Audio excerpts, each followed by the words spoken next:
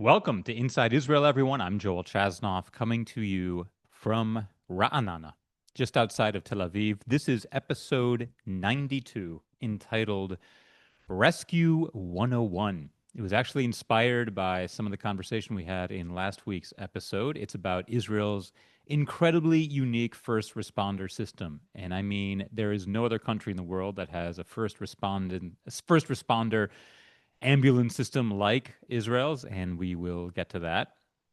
First, though, a little bit of front matter, and then your questions.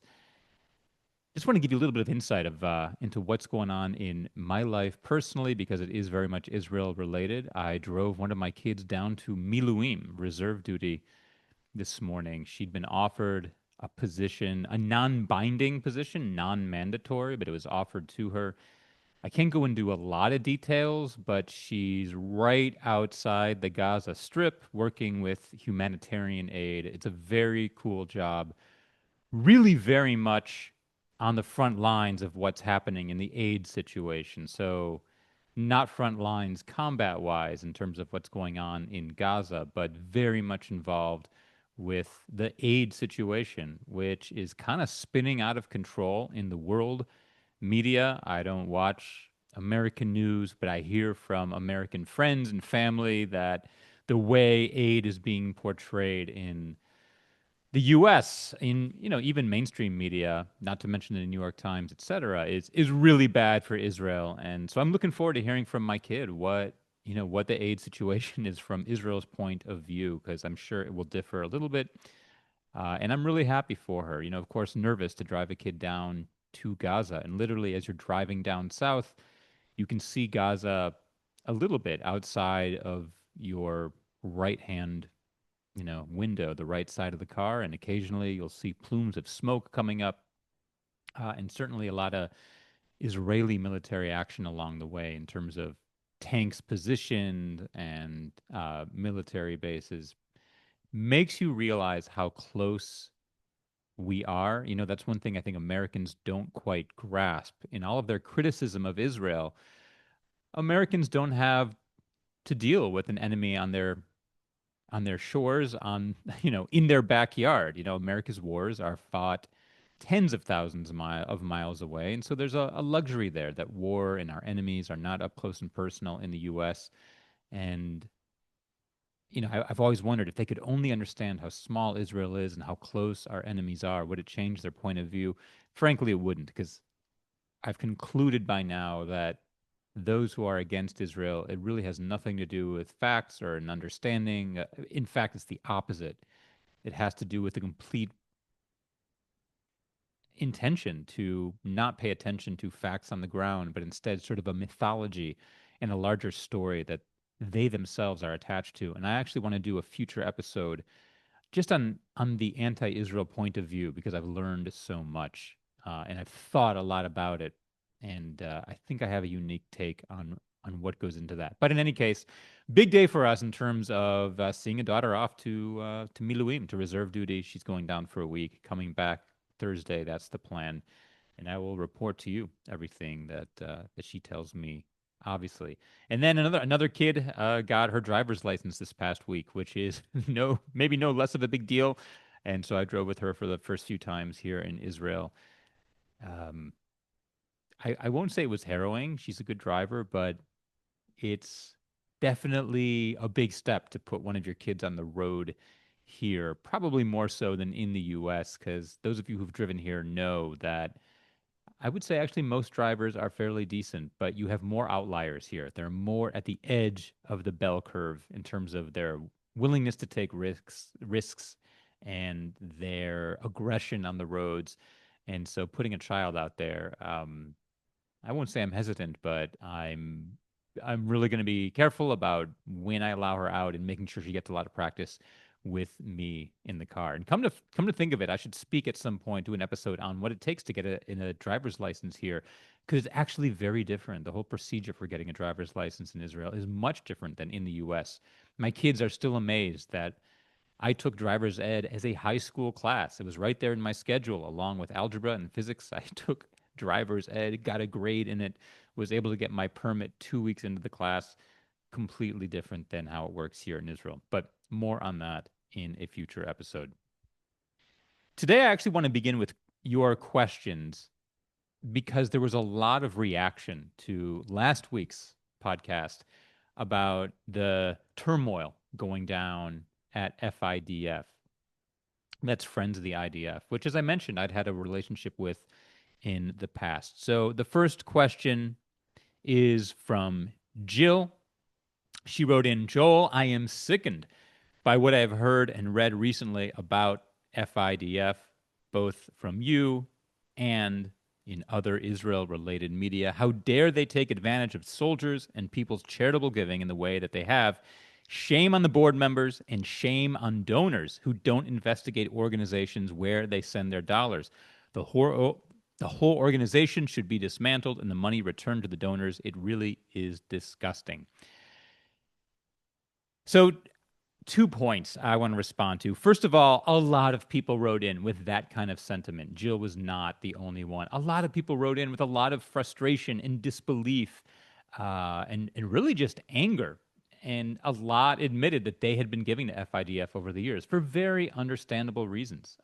Friends of the IDF has always done a great job of making you believe that if you just give, you will be supporting our soldiers as they go into combat defending Israel. And there's this whole bridge between those two things that's never spoken about. Like, well, how is that money actually helping soldiers who defend the country? And that question, I think they rarely answered. But I do want to respond to something else that Jill said. And I actually want to push back a little bit. She said, shame on the board members and shame on donors who don't investigate organizations where they send their dollars. I actually don't agree with Jill on this point, and I'll tell you why. FIDF has always received a very high rating from, I think it's called Charity Investigator or whatever that organization is, where they give a number of stars and they supposedly audit charitable organizations. And they've always gotten a high rating as far as I know. And I don't fault people for giving until now. People in my own family have given until now. I've made pitches for FIDF, and I think there's a level of trust that's baked into the system. I can't fault people for trusting them, both because the outside auditor gave them a high score and because I think the natural instinct of us is to believe that when they have a soldier who's missing an arm come up on stage and give a speech about how important it is to give to FIDF, our natural inclination is to believe that the truth is being told and that our funds are going to be used properly. So I wouldn't say shame on the board members and shame on donors because I've never looked into a charity I've given to. I mean, all the charities I've always given to are big name, well-known charities. I have stopped giving to some of them. I used to give to Doctors Without Borders until I saw that some of the Doctors Without Borders in Gaza were actually members of Hamas, and then I stopped giving. Same with the Red Cross because they did absolutely nothing for the hostages in Gaza. I gave to the Red Cross after Hurricane Katrina. So I have stopped giving, but I don't think I ever investigated an organization I gave to. I really took it as their word, especially when it was a Jewish charity that, like, Jews don't lie to Jews. That's just not what we do. Maybe we should have learned our lesson after Bernie Madoff. Maybe that should have been the signal, the bell that woke us up to the fact that just because it's a Jewish organization or a fellow Jew, that doesn't mean we should trust them completely. But, with FIDF, I don't fault people because they did such a good job of making it seem, at least, like their dollars would support the soldiers. I can't say anyone was at fault for not investigating further. That's just not the natural thing to do. But, Jill, I so much appreciate you writing in, and what you wrote really represents what so many people are feeling right now. Sort of along those lines, but a little bit of a different twist. Andrew wrote in. He said, "Hi, Joel. I just listened to this week's podcast on Spotify about FIDF. For years, I had been hearing grumblings about Friends of the IDF that they were not actually spending the money they were raising, but I never cared to listen. I dismissed it as grumpy people. Well," he writes, "as it so happens, my now 15-year-old daughter sang at an FIDF gala. I assume a national anthem or some other song, maybe with her day school. It was a gala held just after this war began. My wife and I were invited to accompany her and not have to pay to attend. We were so excited to be there and to support the country in this way. I too was floored by the expense of the gala and the money they raised, but that seems to be the case with many large nonprofits. It's so interesting that people have since resigned. What a shame.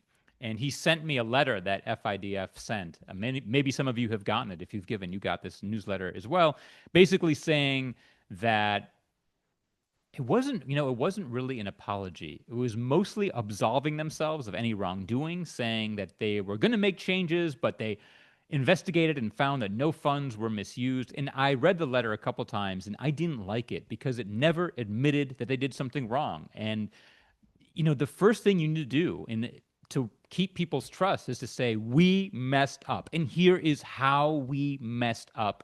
And here's what we're going to do to make sure we don't screw up like this in the future. And there was nothing like that in the letter. It struck me as very brash and haughty, the opposite of humble, and never really took responsibility, but instead, here's actually what, we actually did nothing wrong. And that said, we are going to make changes in the organization.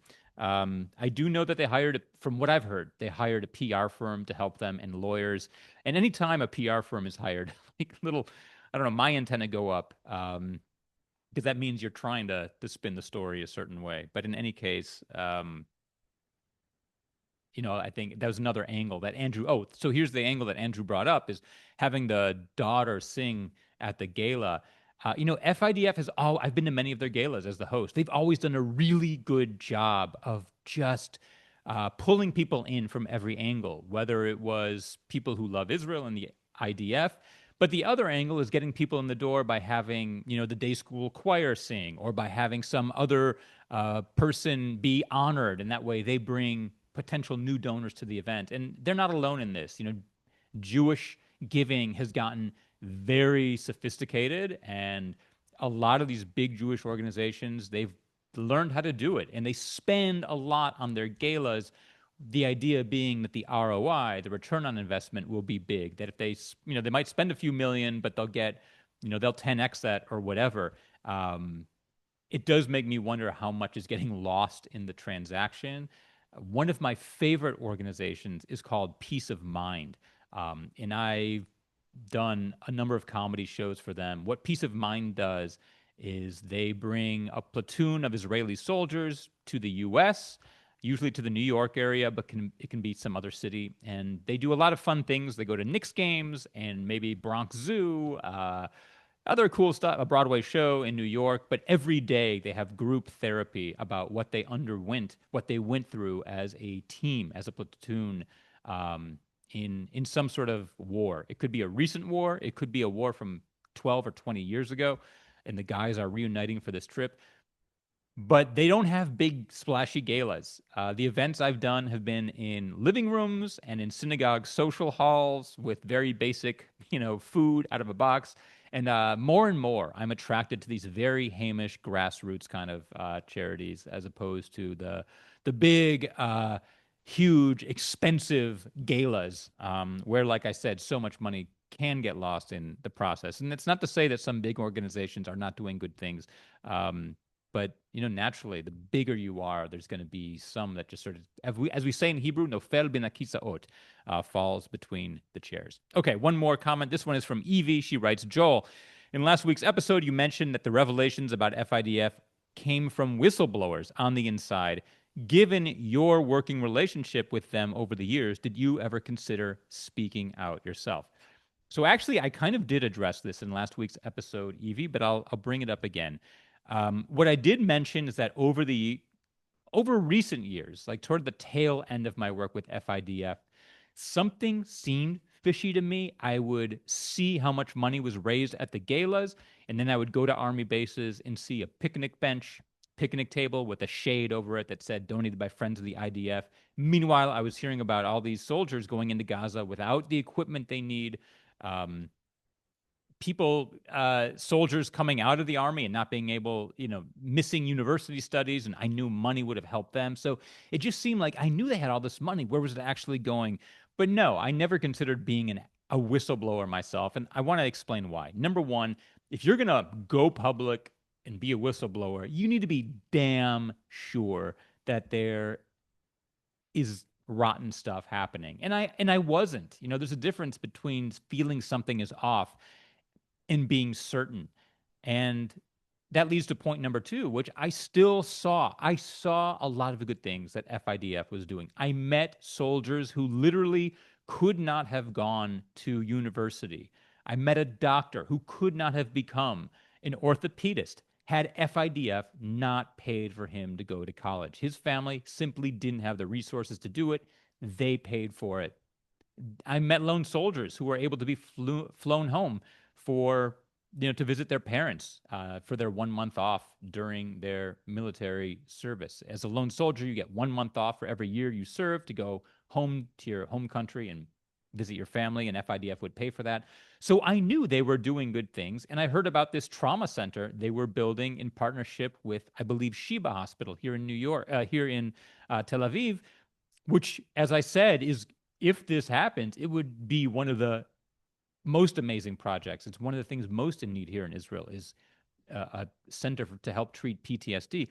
So I was not ready to go forward with any mass revelations when I saw all these good things happening as well. And number three, I just don't have the time or the resources to put into to researching this and being a whistleblower. If you're going to investigate, you need to do your homework. I have a life, I have kids, I have a wife, a job, several jobs, and I could not dedicate it to researching this, in any organization. I will say this, though, and I didn't mention this in last week's episode. At one point, my suspicions were strong enough that I went to a very well-known journalist here in Israel. I would say one of the top 10 journalists in Israel with a very strong reputation. And I told this person to look into the organization, that I smelled something fishy. Off the record, you didn't hear it from me. And this person said that they, as a journalistic organization, didn't have the resources with the war going on, et cetera, to dedicate a reporter or a team to investigating, that all their resources were going into covering the war. This was after October 7th. So, my suspicions were strong enough that I tipped off a journalist I knew, but alas, it was not followed through on. In any case, those were the questions for this week. I'm going to be back in 30 seconds with the main part of our episode.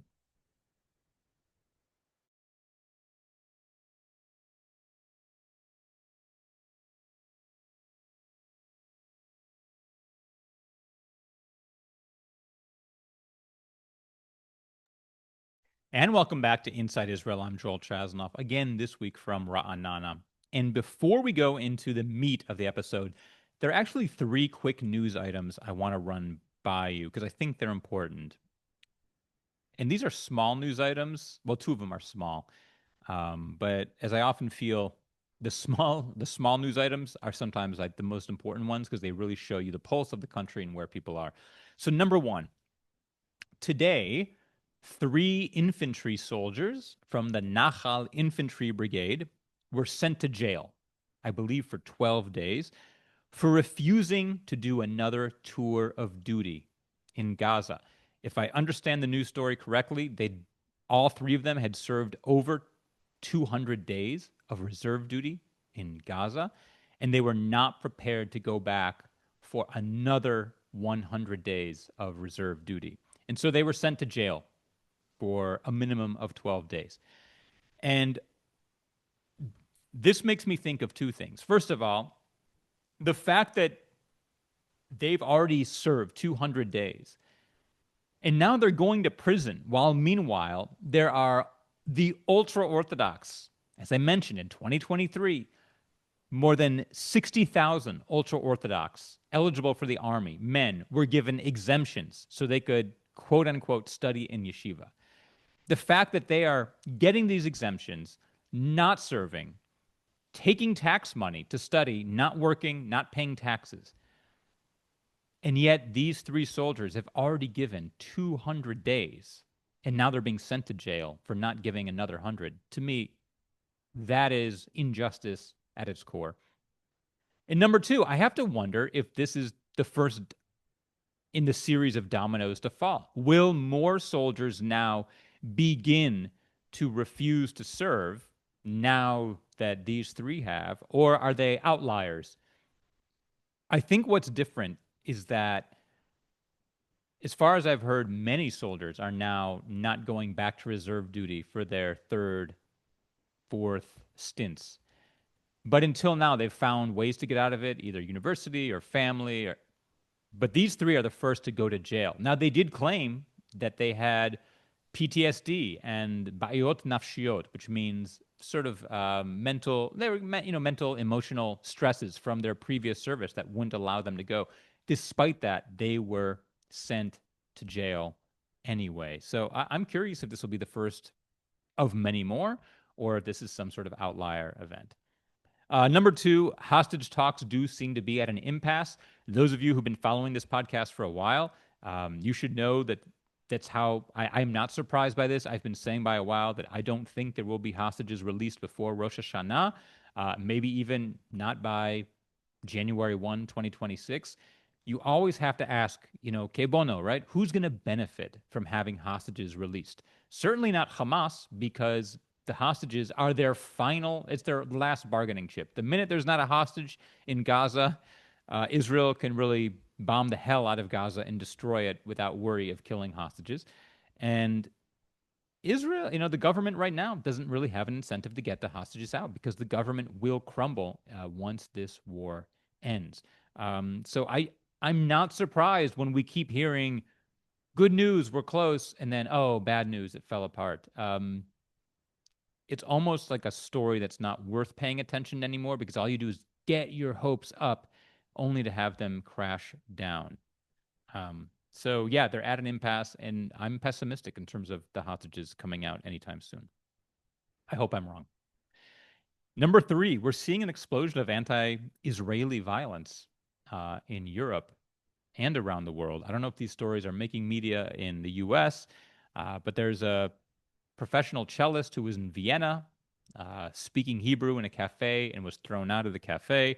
Some teenagers I think they were about to go into the army. It's traditional here in Israel that before the army, you take a trip to Greece or Cyprus or some other close country. These teenagers went to a nightclub on an island in Greece and were attacked and chased with motorcycles and knives and had to run for their lives because it was found out that they were Israeli. And another Israeli man in Greece, go with me on this, had a portion of his ear bitten off. That's right, you heard correctly. A portion of his ear bitten off by someone shouting that, quote, I am Hamas, and then bit a portion of his ear off. This in Greece as well. Now, I'm going on vacation in a couple of weeks. And I've already talked with Dorit. We're going to have to hide who we're from, where we're from, who we are. We're going to speak English. Dorit is sort of dark, looks Israeli, but also often gets mistaken for being Latin American. She speaks Spanish pretty well. So if questions are asked, we'll say she's Mexican American. I mean, what has the world come to that when Israelis travel, they have to lie about who they are? That when Jews travel, they have to lie about who they are in the year 2025, very soon going into 2026. I don't really have more comment other than that. Just how unbelievable it is that in August of 2025, we can't be Jews freely, except in Israel, which is why I still choose to live here, among other reasons. Okay, quick break, and then we come back for the meat of this week's episode, Rescue 101.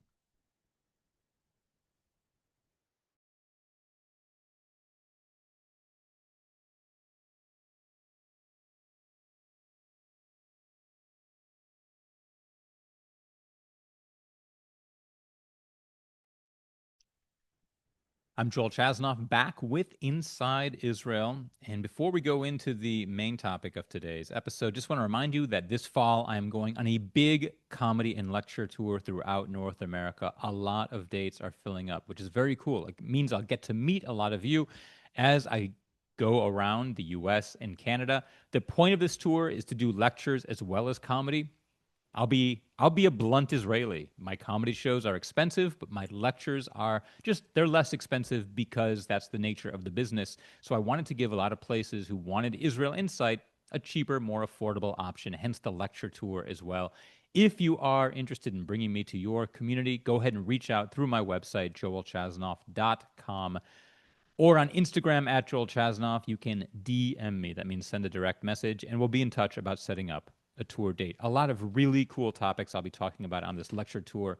Ethics in the IDF, including the actual text of the purity of arms, Torah and Neshek document that all soldiers learn and carry around. Hebrew is magic. I'll be doing a lecture on the magic of Hebrew words, and also an Inside Israel, sort of a live lecture on what it's like to be Israeli right now as we go into the tail end of 2025. Boots on the ground. What is that experience like? So again, reach out if you're interested. Rescue 101. So today I'm talking about Israel's very unique first responder system. And again, this came up last week as I was sort of riffing on various nonprofits you can support. I've done some work over the years with American Friends of Magen David Adom, and you can look them up at afmda.org. And I want to tell you 3 really interesting facts about Israel's first responder system. So, number 1 is that the Israeli government has 0 budget for ambulances. That's right, 0. Every ambulance that you see in Israel is completely paid for by someone or some group outside of Israel. Now, it has to do with the fact that Magen David Adom is affiliated with the Red Cross. Magen David Adom means the Red Star of David, and it's sort of the version of the Red Cross here in Israel. The Red Cross is an NGO, non-government organization. The reason I know all this is I wrote a chapter on it with Benji Lovett in our book, Israel 201, because I just thought it was so fascinating. The bottom line is, because of some complicated rules having to do with NGOs, the government cannot and does not fund ambulances. So who does fund ambulances? You.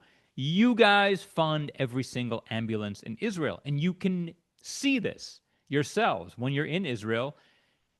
Look on any ambulance and you will see this ambulance donated by Jane and Morty Friedman of Boca Raton, Florida, in honor of their grandchildren. Or this ambulance in memory of Shira Katz, Zichrona Livracha, of St. Louis, Missouri.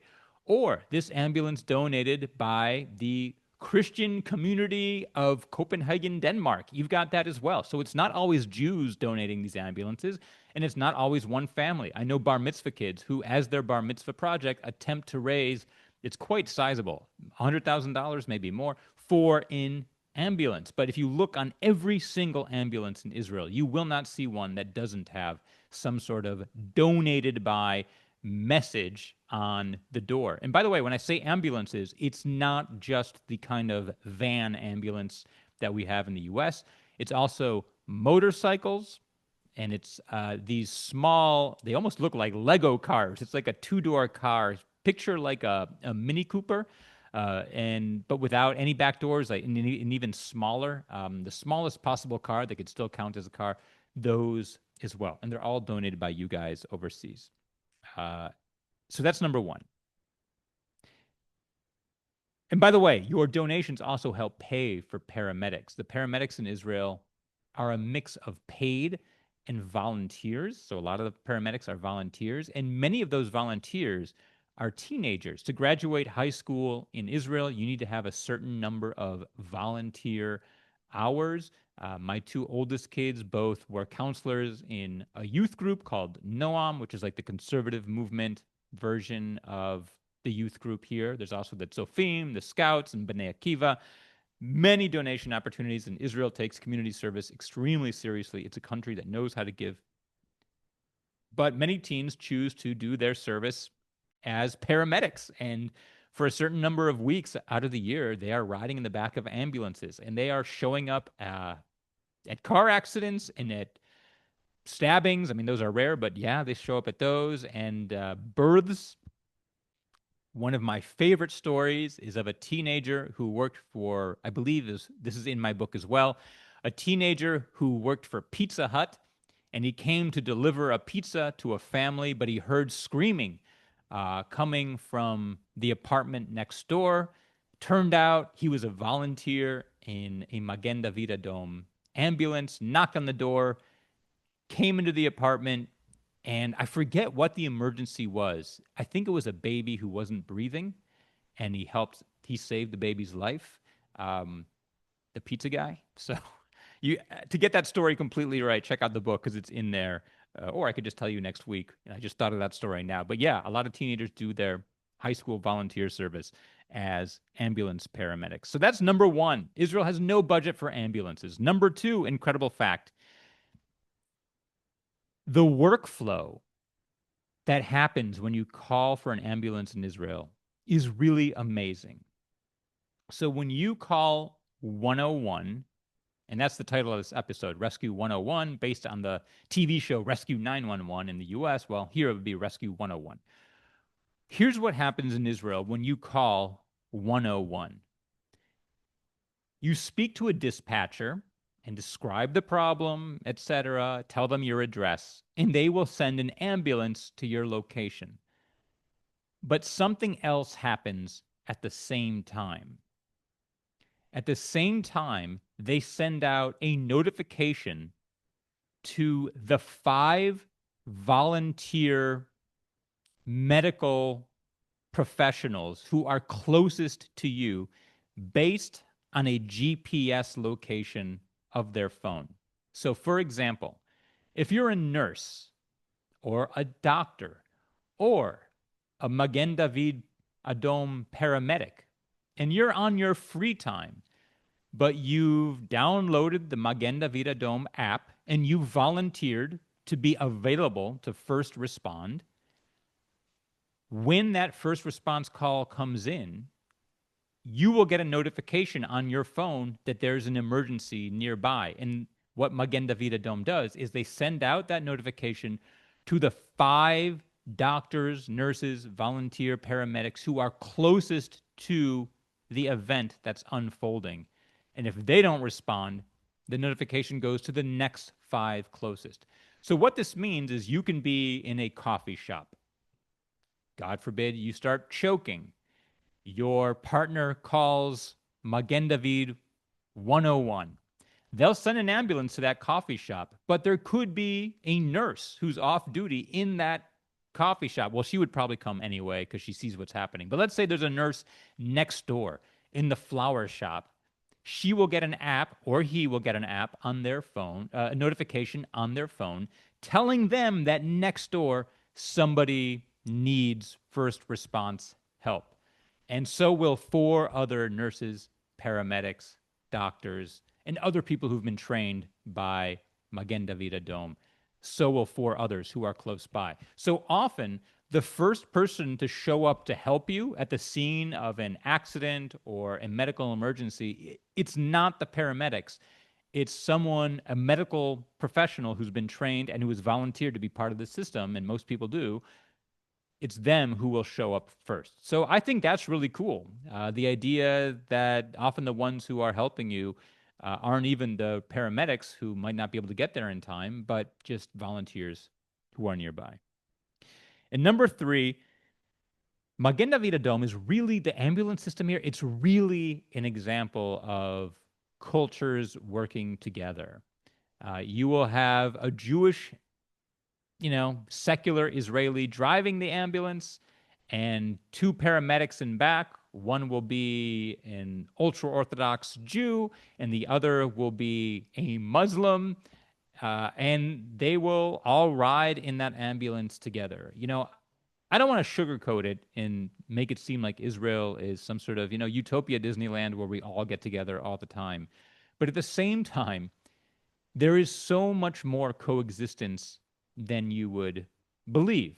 If all you did is read the headlines, all you read about is tensions between settlers in the West Bank and the Palestinians who live there, tensions within Jewish society between the ultra-Orthodox and the secular, and the fact of the matter is there's much more coexistence than people realize. If you go to the pharmacy in Israel, I would bet $10,000 that the pharmacist who's going to serve you is from the Arab community. Literally, I will bet that amount of money. That's how likely and how sure I am that it is that way. And in ambulances, you'll often have mixes of teams, Arab, ultra Orthodox Jew, secular Jew, or some sort of combination. And no, this doesn't get talked about nearly enough. But when it comes to showing up at the scene of a medical emergency and saving lives, uh, Israeli citizens really do work together, and it really is. It's really hopeful, and it's a really sign of all the good things that are happening in this country. And that's why I wanted to share this story today, because I think Israel's first responder system, it represents really the best of Israel in three ways: the innovation through how we notify volunteers when an event happens, the cross-cultural working together, and the support from people overseas for Israel, which you don't hear nearly enough of these days as well. And, I want to make clear that I am not doing this because I'm making a pitch for them. I mean, I've learned my lesson by now. If I'm going to make a pitch for any organization, I need to research it myself really deeply. And I'm not going to do that over and over. But what I will say is I've worked with them in the past. I think their story is incredible. If you want to give to them, go do a little bit of research. American Friends of Magen David Adom, afmda.org, and read all about them. You can even Google Israeli teenager pizza boy ambulance or something like that, and you can see the story about that Pizza Hut guy saving a life.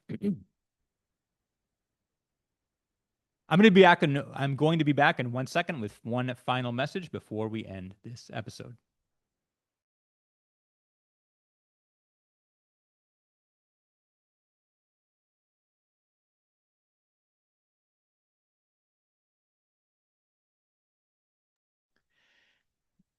Welcome back. And before we close off this episode, I do need to give a farewell to my wonderful podcast editor, Adina. Adina has been with me since the beginning of this podcast. We're now on episode 92. And aside from the rare vacation here and there, let's say maybe 4 weeks she's missed, she's edited every single episode of this podcast, whether it was my solo episodes or the one with Yossi Klein Halevi, if you can remember that one, probably over a year ago now, and everything in between.